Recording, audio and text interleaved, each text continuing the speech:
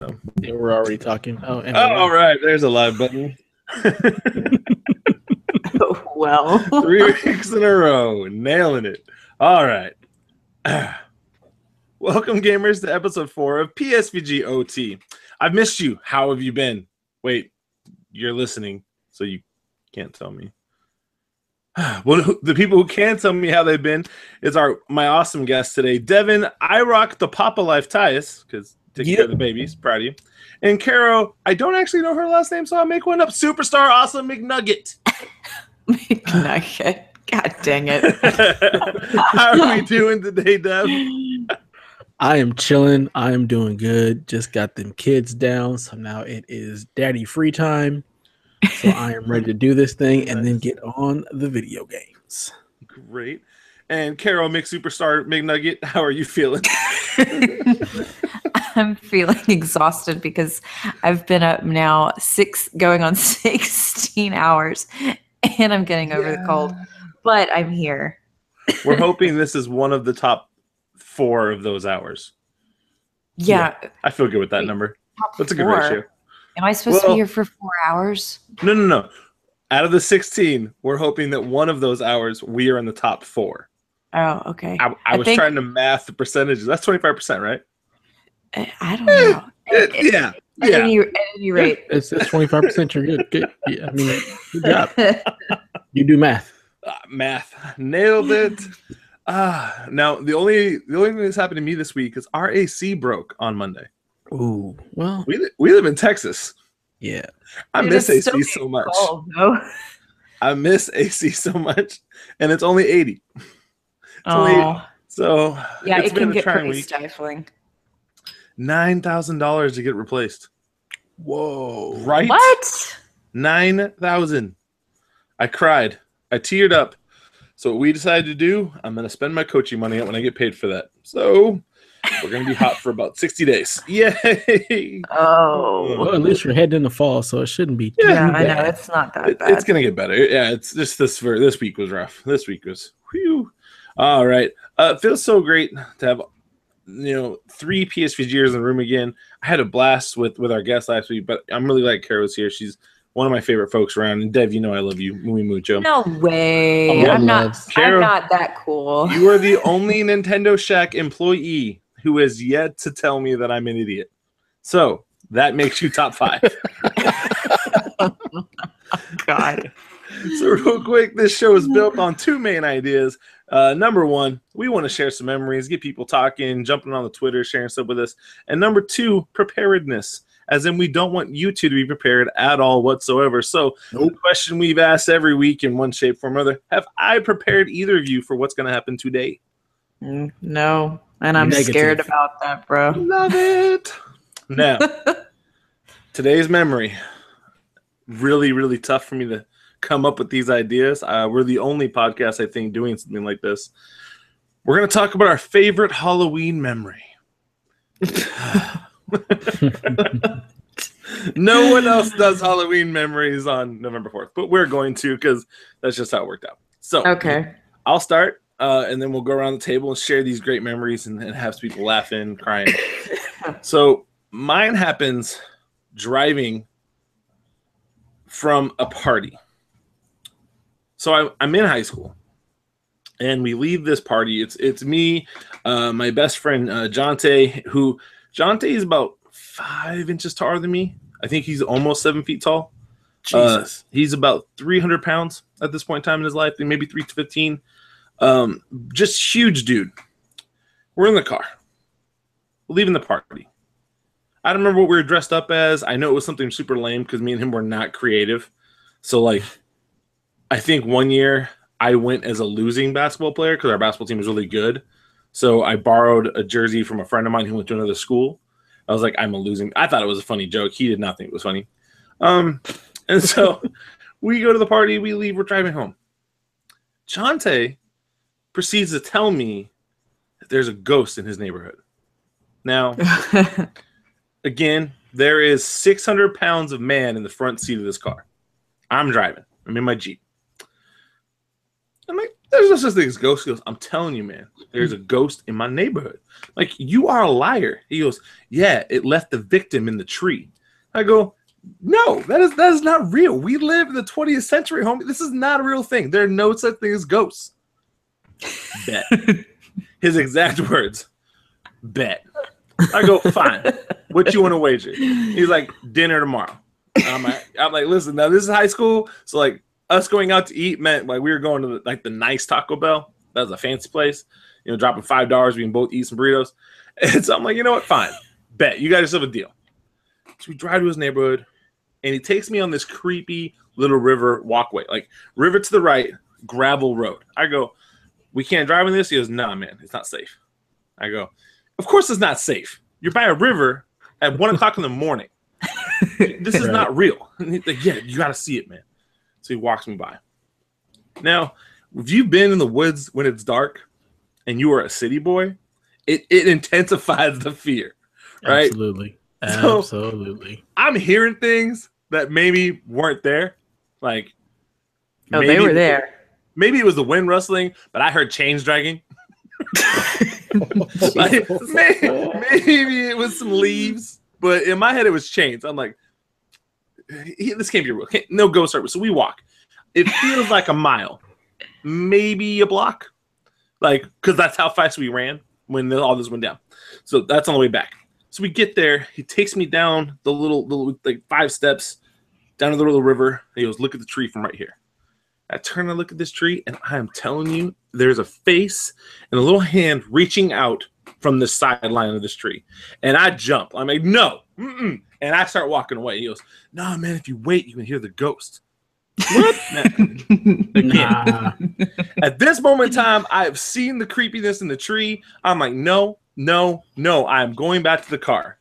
He goes, fine, chicken, you're going to miss the ghost, and you owe me dinner. Whatever. I'm leaving. In this situation, Jonte is the only one of us with a phone, and that's what we're using as the light. So when I go up the little hill, the little steppage, I swear to you, something touched my leg. Like, I promise, because I don't have a light. It could have been leaves, but in my head, it was not leaves. It was scary face tree guy, roots coming up to get me and to bring me down to his lair. I may or may not have screamed like a baby. I may not have crawled up bear crawl style and took off running. At this point in time, Jonte's not laughing. He screams too, and now he is running. And it comes to that situation where I go, I can push my friend down because he's faster than me. He's caught up to me at this point in time, and sacrifice him. Or I can turn around and look at what's going on behind me. So I push Jonte. And he's like, what are you doing? I'm like, no, this is not how this happens. We get to the car. We drive home. The next morning, he takes me back out there. It's just a tree. It's just got a weird thing in it. He's like, man, can't believe you fell for that. I'm like, what is wrong with you? It's one of my favorite memories because every time I go home and I see that guy, he brings it up. He embarrasses me a little. And it's just it was a good time. So, wow. Carol, what is your favorite Halloween memory? We're going back to 1998. I was 8 years old, almost 9 years old. The Monday prior, The Lion King 2, Simba's Pride, came out direct to VHS. The second best Disney sequel. I want to point that out. What's the first one? Yeah, what's the first best? The Aladdin one. Which one? Return of Jafar is dope. Okay, well, I get that. I have that one, and there's also a second Aladdin sequel, by the way. It's called King of Thieves. I don't know if you had that. The third one? Yeah, trequel. Trequel? Yeah. Okay. Back to 98. At any rate. Yeah.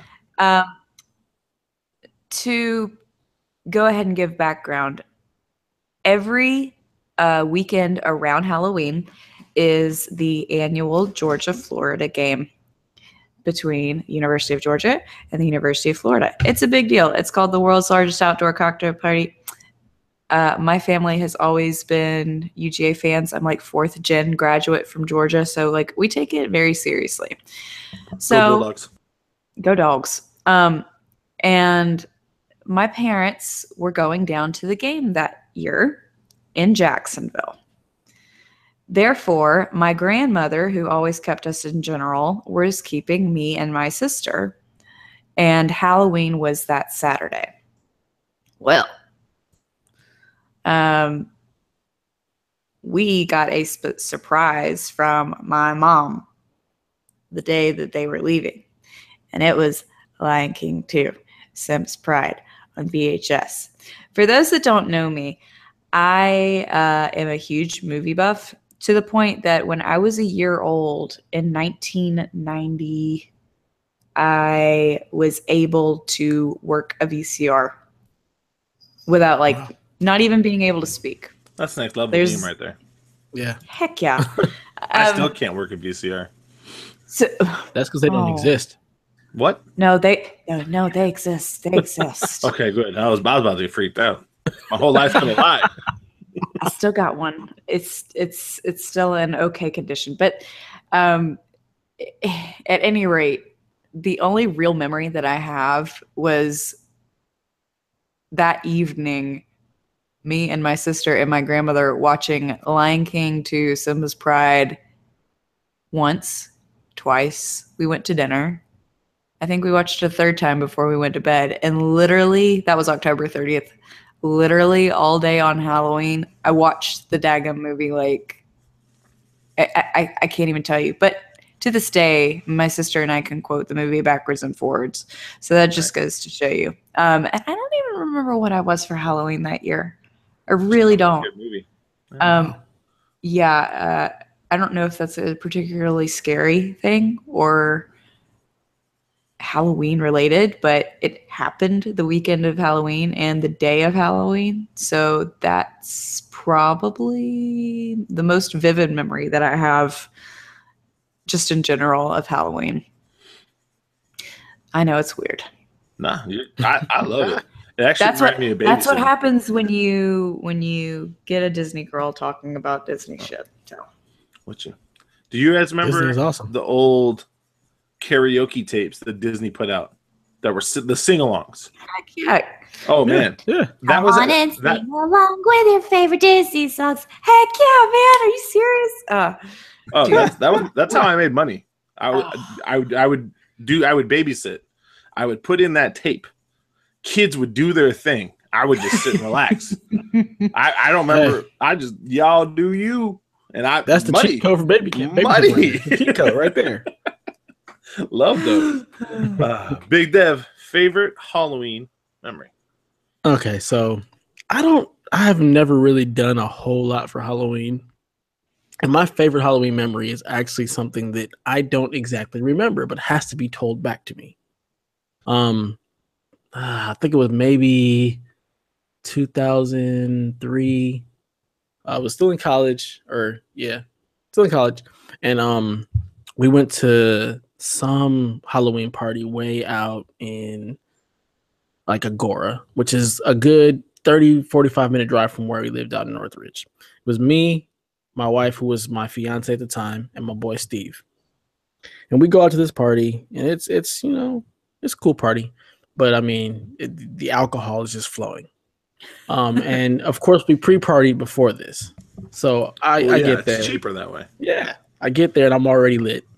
And Steve is still passing me drinks. That's a good friend. Yeah, he's a great friend. And I was also dressed as a convict, so that was also it was fun times. But the reason why this is my favorite Halloween memory is because apparently I was so drunk to the point where I was in the bathroom once we got home. And my wife starts asking me questions. And I don't remember this at all. And for some reason, one of my responses to one of her questions, she said, "What are you doing in the bathroom?" And I said, "Call me Daddy Pattywa." Those were my words. That's what I said. I would be calling you that for a long time, Daddy Pattywa.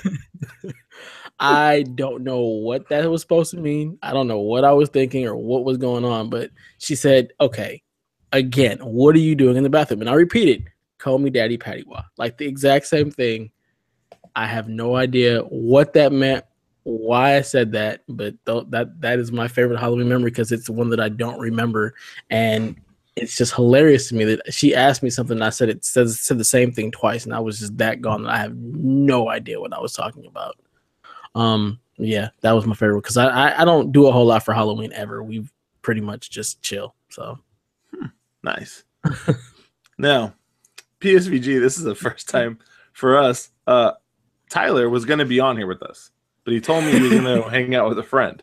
He said like a buddy got in town, they were going to hang out, And so he told me he would let me know. Like his exact words from Tyler were, "Coach, I'll let you know what goes on." And I say, "Okay, Tyler." So Tyler, you are live in the middle of PSVG Ot, which I actually really enjoy because that's who we are. So Tyler, the question is, oh crap, I'm on the spot. You're gonna tell us. Jumping right into this right now. Yeah, you're right into this. This is perfect timing. So we got Carol on here, we've got Daddy Pato on here, and don't ask how you missed it. I'll fill you in later. I'll shoot you a message. The question that we're talking about is our favorite Halloween memory. What do you got first, Big Ty? Oh man, favorite Halloween memory. You know, it's kind of boring, maybe nostalgic even, but every single Halloween I get to spend with my great grandmother, and nowadays I don't get to do that anymore because she's in the senior center now. She's 96 years old. She's really old. Way to go, great grandma. She balling out 96 though. Yeah, she hang out. Let's not play around. She did great, but I would like to say that every single year I spent with her, especially during Halloween, where she forced me to be the person to put out the candy because everybody else wanted to play euchre and drink, but even her, But yes, I treasure every single time being the kid I was, passing out Halloween candy so I could go back inside and play, euchre with them. I think my favorite memory would be shutting off the lights and then closing the window, not the windows, the window blinds, so everybody could take the hint and say, "Hey, no candy here. Get out of here." Second favorite memory would be I found somebody that didn't actually want to do that and just put a bowl of candy out right on the floor and said, take as much as you want. So I took a bunch. A lot. That's a good. At least you didn't just walk away with the bowl. I've seen that. Not the bowl. No. I've seen that happen. Let's say I believe in socialism. I mean, what? No. Time out. You've seen someone that take the bowl? Explain the that. bowl? Yes. Oh my God. Yes. What kind of bowl? Yeah, like just is this one of those big plastic popcorn bowls? A little pumpkin bowl full of candy with the sign, "Take as much as you want." Somebody's like, "Oh, really? I'm gonna take the bowl because that's how much I want." And they go, "Dang, that's cold." Just like, it's honest at least. I've never. That's how you feel. You just gonna take the whole bowl? I'll tell you the truth. Like whenever I saw that opportunity, I didn't take the whole lot.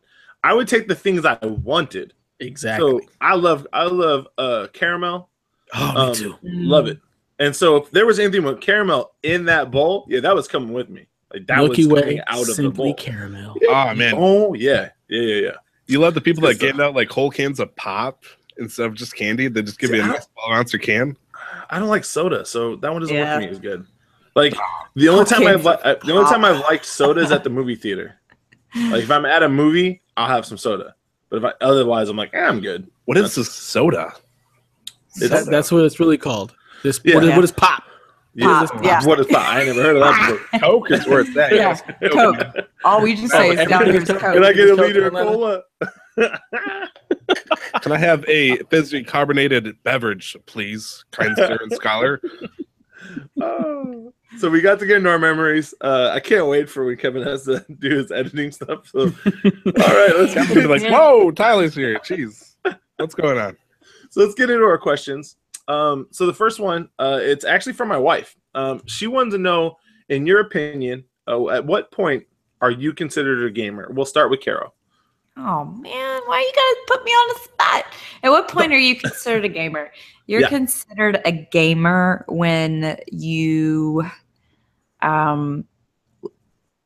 have put the gaming put the control in your hand, or you've been at the computer and you've played the game and you look forward to that next time that you can hold the controller or sit down and play the game. I think that's when you're considered a gamer. Like, I mean, there are casual gamers, and then there are the people that sit in their chair and do it for a living.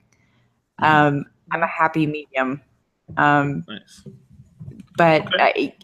that's the way that I would phrase it, I guess. It's kind of, that's a good question. That's my wife. Big Ty, at what moment would you consider a gamer? I consider you a gamer whenever the game that's is on. Dev, you just jumped in for the Ty, man. man. Come on, Dev. You know what? Big ties. I apologize for that because people call me Tyus. I don't go by my actual first name. I go by Tyus. So I heard Big Big Diddy over in the house over here. Tyus. My bad. Okay, so let's try this again. We're gonna go with Little Ty, and then I'll call you Big T from now on, Dev. Does that make it feel better? I'll take that. So we got LT and BT. Let's do this. All right, LT. What about BLT? Oh, That's when they're together. I like lettuce. Their solo cast. Well, I'm talking about the sandwich, but whatever. I understood it. Okay, All so right, LT. the moment I considered myself a gamer was probably the one time I went to a garage sale. I cleaned up my whole house. I was like 8 years old.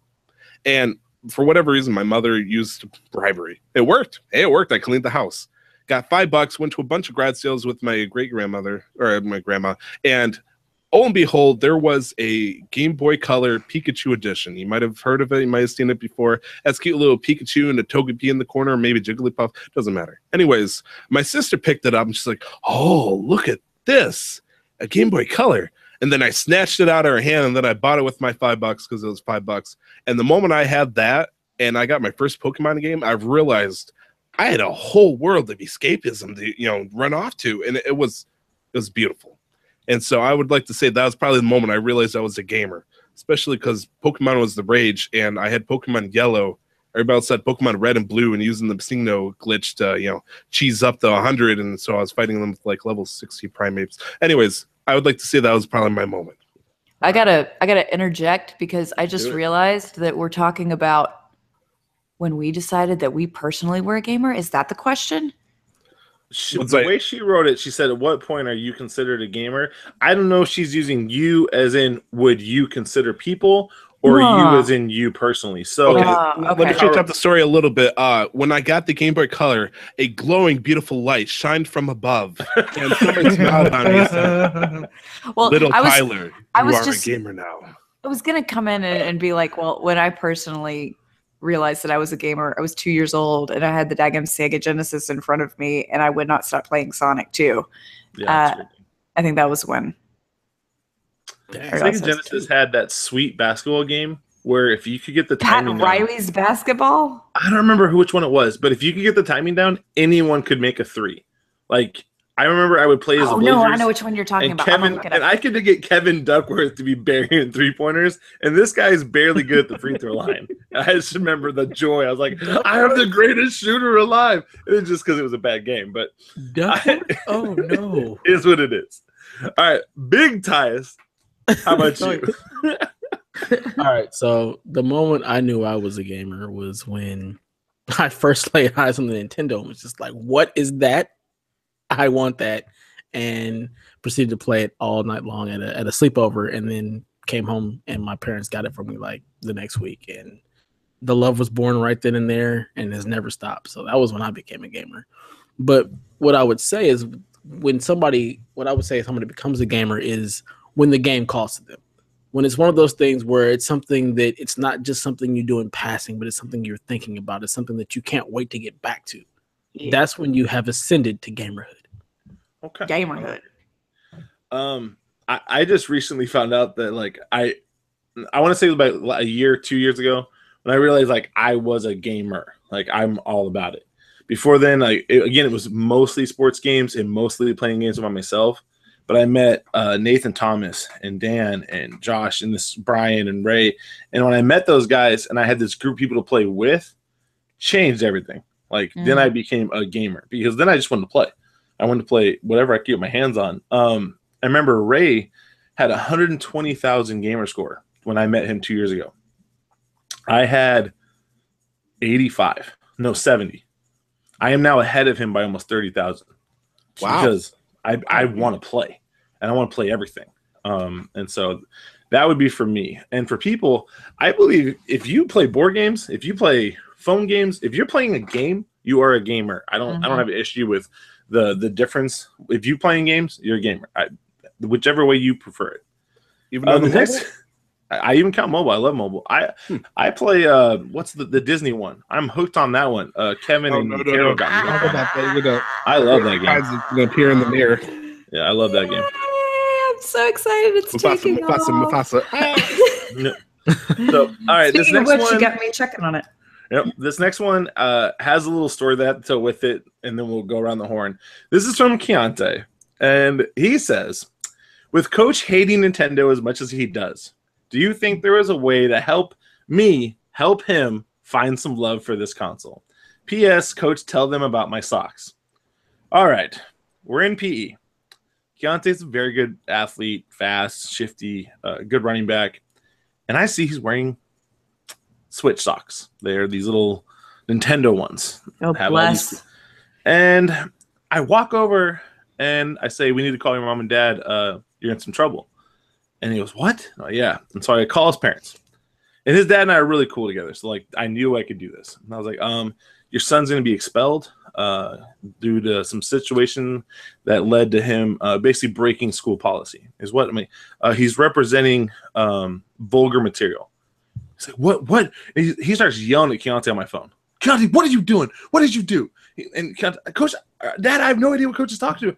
Like, "Yeah, your son's wearing Nintendo paraphernalia." And his dad starts cracking up. And Keontae's like, "Coach, are you serious right now?" And I'm dying. I'm like, "Man, don't be wearing that stuff around me. You know how I feel about Nintendo." So that's where his question comes from. So, Caro, as the only person that I know, Shaq, who has never been mean to me, this is the question. With Coach hating Nintendo as much as he does, do you think there's a way to help him find love for this console? Keontae, bless you. Do not listen to Coach. He is a moron.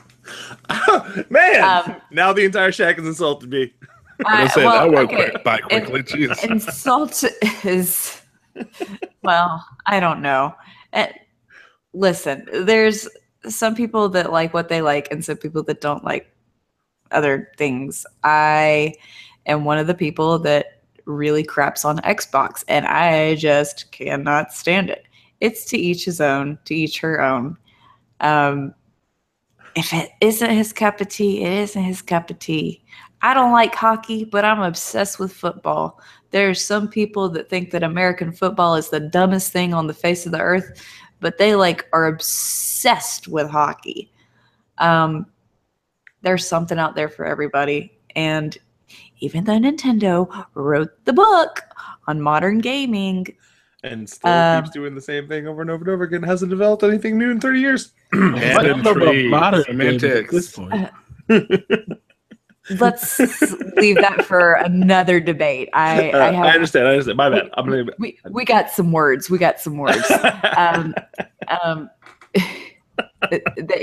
have a lot to thank them for, but at the same time, if you want to branch off into your little Xbox land, what do you even?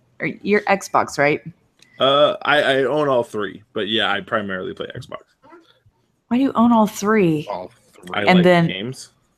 Well, why are you crapping on Nintendo if you own their console, man? Because their console has yet to make anything that I've actually enjoyed playing, except for Skylander Imaginators. What did you even play before on everything else? Where's Breath of the Wild fall into this? It's one of the lower ones on my list. Let's move on. Devin, question to you. I can't help you because I'm in the same boat you are. I have no desire to do anything with Nintendo outside of the NES Mini and the SNES Mini. I don't want to touch Nintendo, so I can't help you at all. So that's why we're best friends. You guys, Big Ty, is there any way to help me find love for Nintendo? Thanks, Keontae, for making this really awkward.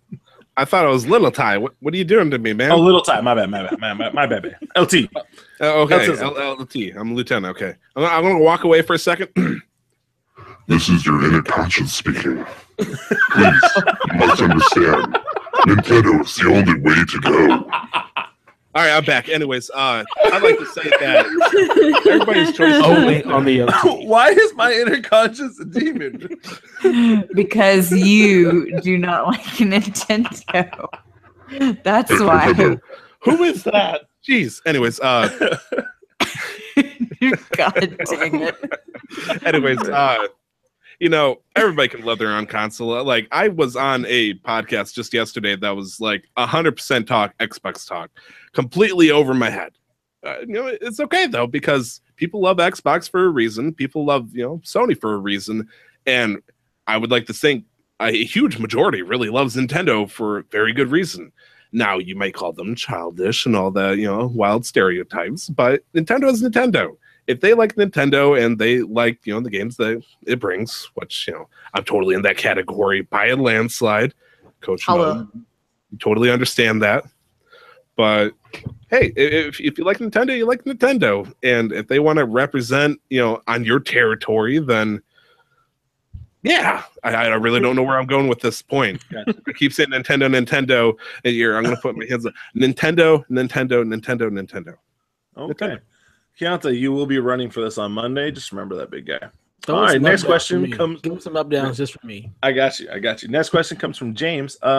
He says, after listening last week, I had an Overwatch question. If the four of you were in an E-League, who would you choose for everyone in the group to play as, and do you think you could win? So, Dev, who would you assign to us, and do we win? Whew, I mean, we're gonna win because that's just what we do. I love that confidence.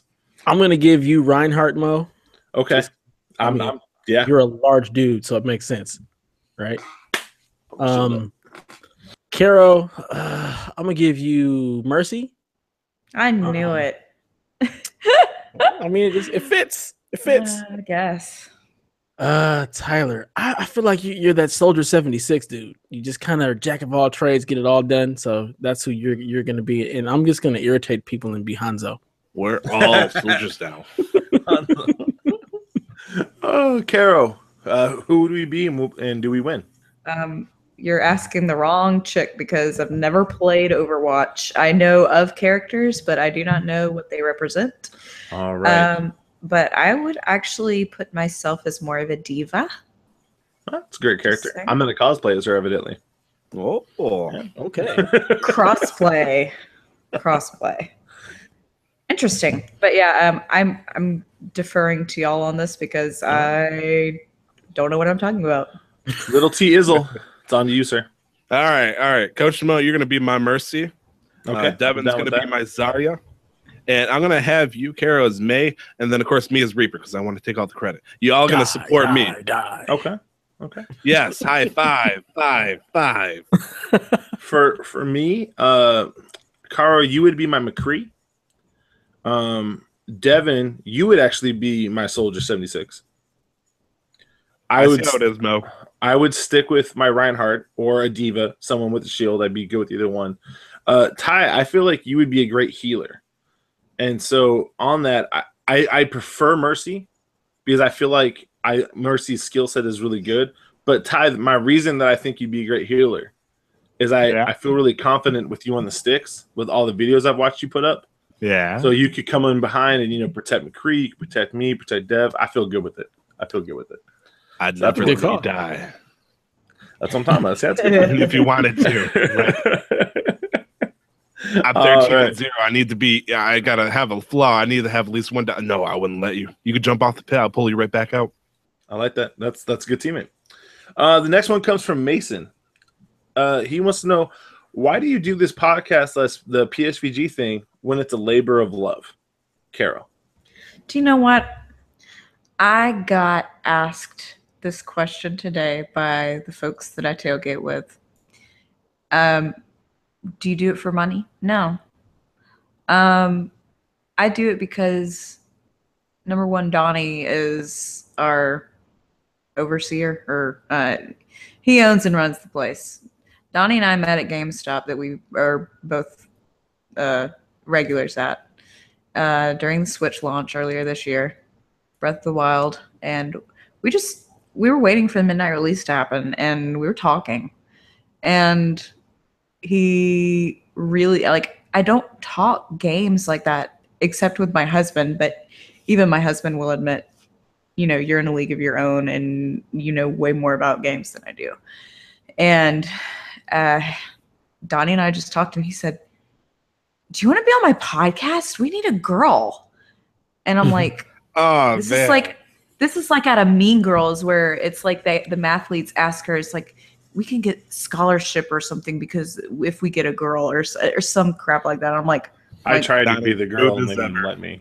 So it didn't matter to me. I'm like, sure, I'm used to being the odd girl out that is the only one that listens to or plays video games and listens to the nerd talk and this and that, whatever. Never done a podcast in my life. Never thought about the idea of podcasting before.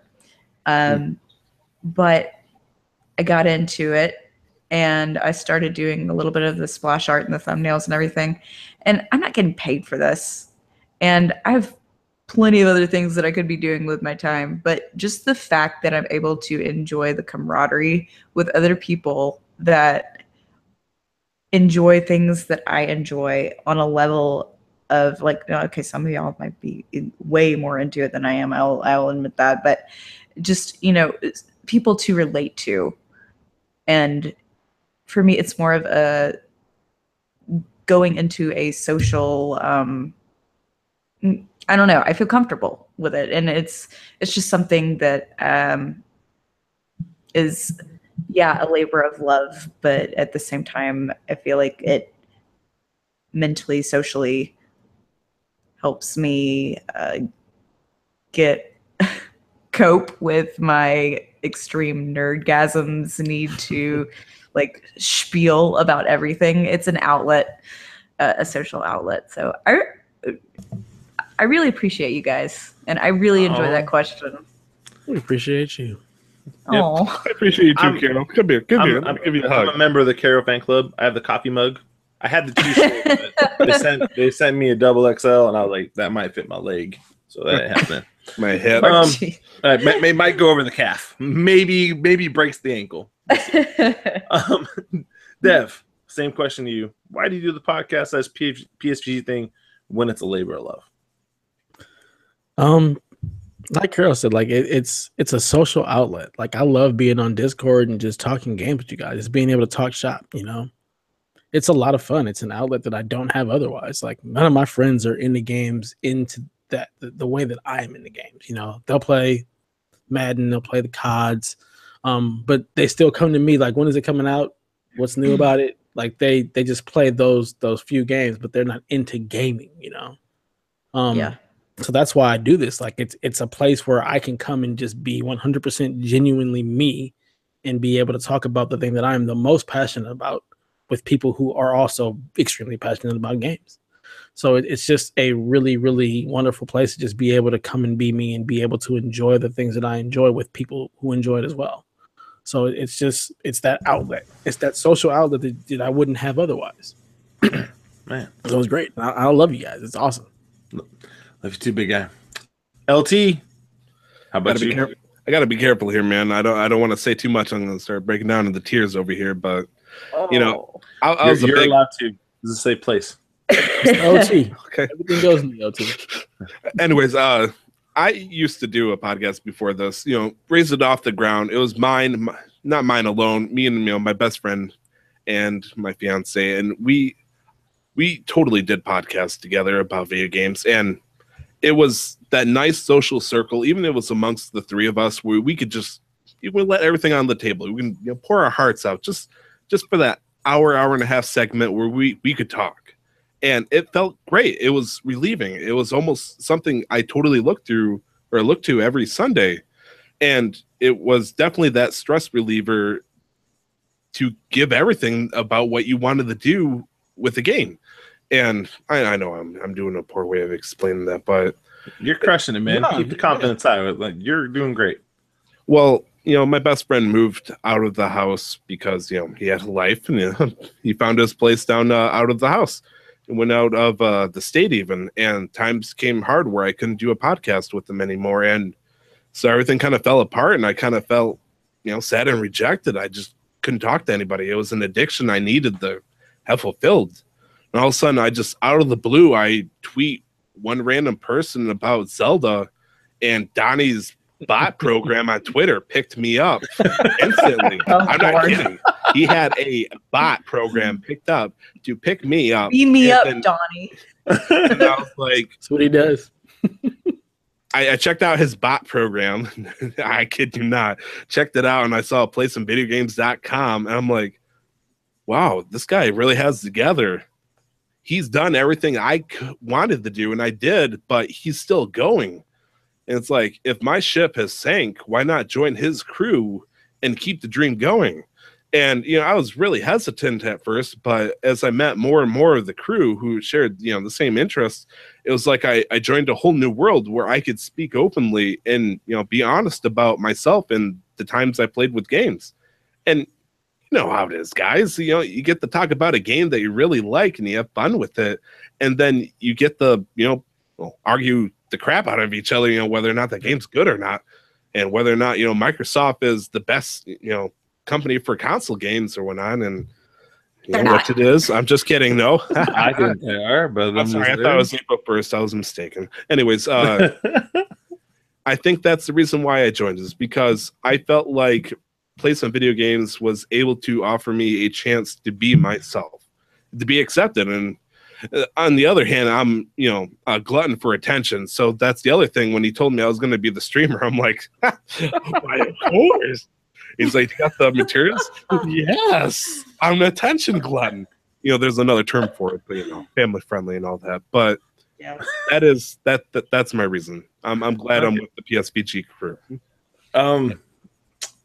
I do it for my kids. I do it so even though like this is it takes time out of our day. You guys all know that.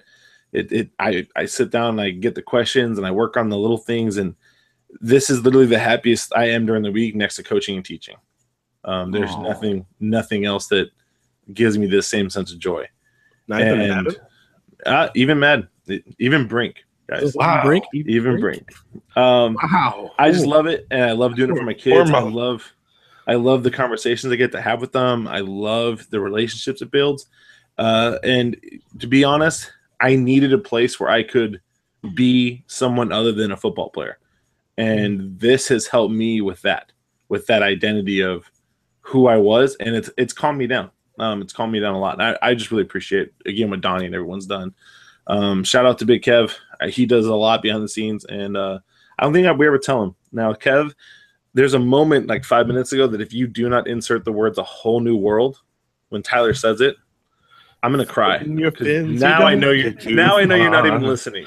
So fans, if he doesn't do it, Kevin did not listen this week. I'm just saying. Well, when he started talking about the joining the crew and everything, I'm like, we gotta put One Piece, the original song in the background, talking about the pirates. Man, we're different song. I'm thinking Mermaid. Right. Whoops.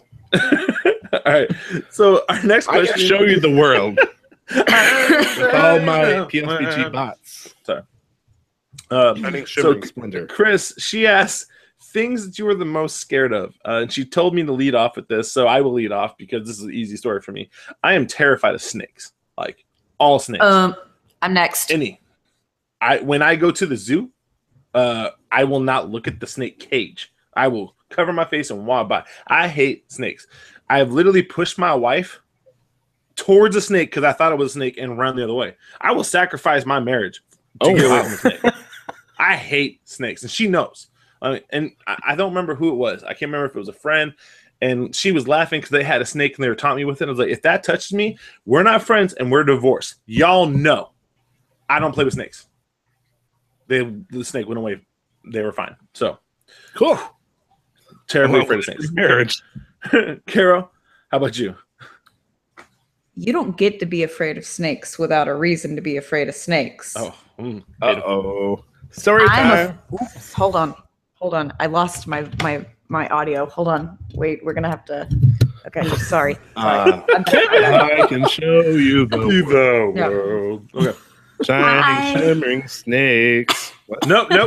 Now you ruined the movie. Glowing snakes. They're coming at you. I'm afraid of snakes.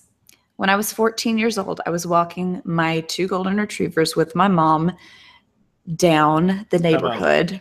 Time out. If a dog gets hurt in this story, I No. need you to blink twice so that I can No. leave. Because I can't deal with no dog getting hurt story. Okay. No dog. All No dog. Yeah, dogs are what are you fine? talking All right, about? Go ahead. Mom walking the one dog walks past me walking the other dog. The dog walks in front of me. I am the fourth one to walk by. A baby copperhead bites me on the inside of my heel. I didn't realize what it was. I thought I'd stepped on a pine cone because I was wearing flip-flops, okay? And I looked down and I'm like gushing blood off my foot. I'm like, God, did I step on a piece of glass? And I didn't see it until it snapped at me again. Well, dang. we get the two dogs and my mom, and luckily a neighbor at that point had driven down the road, and we all piled into her car, and she told her husband to go get the snake in a bag so we could identify what the heck it was.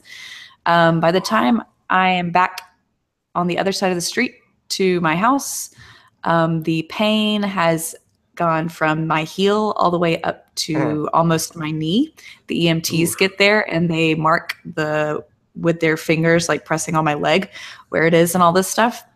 They bring the snake. The EMT does not like it writhing around in the Blockbuster bag that it was in. Yeah, that so thing should be dead by now. I don't know why. He stepped on it.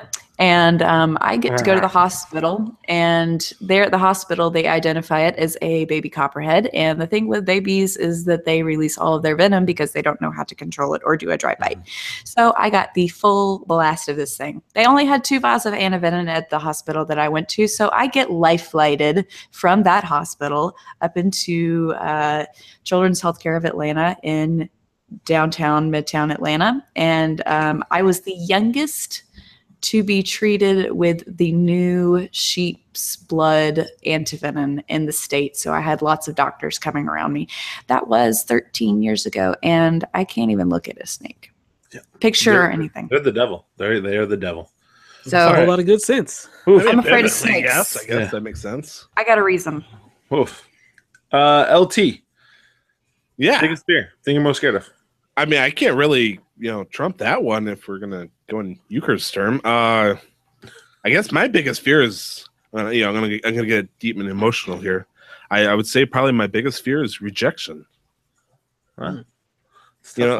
I always feel like I feel the need to be included in every single thing, and so when I feel like somebody doesn't want me there, I suddenly start, self-criticizing myself, and maybe I'm not good enough to be a part of that.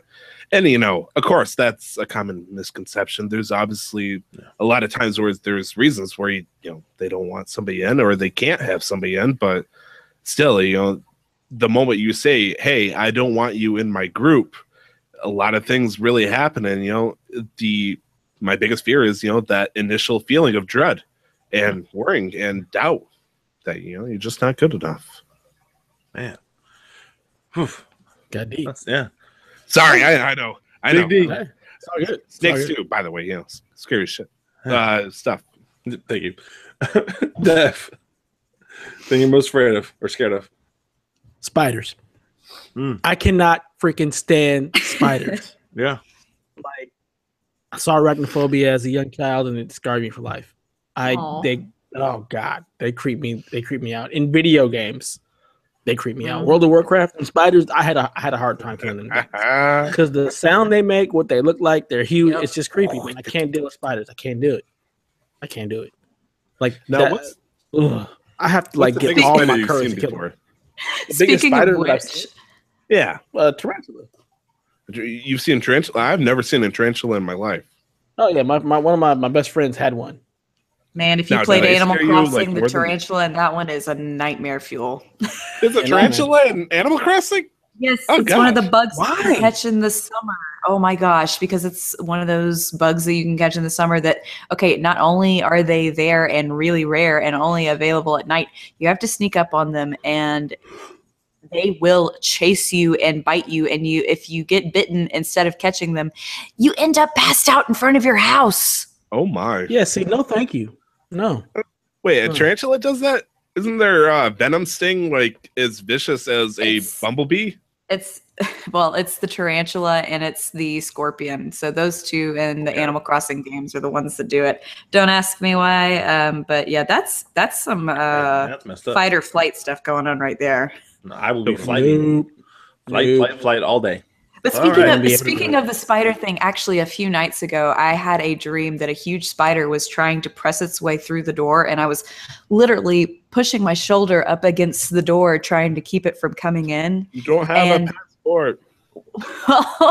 It started to come in, and I just went with the left fist and went to lug it and smack it in the the big back, I guess, or whatever. It was Abdomen? like multicolored. Yeah, I guess abdomen or whatever. Anyway, there's something else called. Well, yeah. Anyways. Thorax or whatever. Yeah, anyway, there you go. Nice. I felt it hit. 10 points to Gryffindor. I felt it hit. I'm a Ravenclaw, by the way. And Sorry, the next thing I hear is, "Ow, you hit me in the chin." And I had literally punched my husband in the face in my sleep. Oh, poor home. So, yeah, he said that I hit him with the wedding ring, like just the. Ooh. Yeah. But I immediately woke up. Oh, Yeah. I bet he did too. I'd have been going out the window in that dream. Yeah. All right. Last question of the day. We're right on. This is the longest we've ever got. I'm super proud of us. It's from Sash, and she wants to know, with Coach giving such bad dating advice, what advice would you give? Now, I want to preface this. My dating advice is not bad, Sash. When in doubt, ask his friend out is sound advice. Okay? Yeah, think about it. If you like a dude, but you're too scared to ask him out, ask his friend out. Because then you'll be dating the friend and you'll get to know him better. That's smart stuff. Like I'm sorry, that's genius. Okay. My other dating advice is stand on the table and sing to them. They don't like that one either. That's how I got my wife. I was gonna say that works just fine. What are you talking about? I have no problem embarrassing myself in public for you, girl. So, but so because evidently my advice is so bad, let's go with Dev on this one. Sash, tell Sash how to. Yeah, they're high schoolers. Oh god, good dating advice. Such a terrible time. Right? Yeah, no kidding. Jeez. Yeah. High school. What's love? Yeah. Oh, dating in high school is the worst. My best advice, honestly, is just get to know him, be around, become friends. Make sure you actually like the dude before you want to date him. Like, make sure you like him as a friend. Preach. Have cheese fries together. Never date someone who doesn't like cheese fries. Like have lunch. Have lunch. What have if just you can't have together. cheese fries? If they can't have cheese fries, then that lets you know that they're an alien. No, it lets you know they're lactose intolerant like me, and I take total offense to being called an alien. Thanks. Time out. Nacho cheese is not real cheese. There's zero lactose in nacho cheese. It's all made from the magical nacho cheese tree. Yeah, that's where it comes from. It makes me sick. So well, it makes everyone sick. It's not good for you by any means. No, it gives me the tummy rumble. Gotcha. Then I need to find an alternative. Yep. All right. So we gotta get to know him. LT, dating advice for my kids, because my advice is so bad, evidently. If this is high school, I'm going to be honest here. I'm going to open my heart just a little bit more. Set your standards. I don't even know. There's probably not even a option here. It's just one piece of advice. Take your standards and just drop it straight to the ground. Yeah. You are not the hottest thing since NSYNC in the 90s. And so that being said, you are not fit for the hottest or whatever the heck you want to call it, the most fit person in the school. You are an open option to everybody, and therefore you should treat them as such. And so if there is, a single person that's interested in you, give them a chance. Maybe they are not, the best thing since sliced melted cheese. That's not, real cheese by Coach Moch's. I can't say Coach Mo. Sorry, I'm busy thinking about cheese fries right now. Goodness. Just give everybody a chance, no matter who they are. If they seem like they're not the top of the social cast, just consider them your equal, because there's a lot of times in high school where I got rejected. It was my biggest fear, but I still gave it a shot because I thought highly of myself. I thought I deserved, a chance. And the same thing goes to everybody. I really think that if you are a cheerleader and this weird, nerdy dude decides to talk with you, you should totally, say, hey, maybe you got some interest in my own. Maybe you played RuneScape in 2003 and you really like it, and I like it. And I don't know why I went with that example, but okay. Anyways, like I said, give everybody a chance.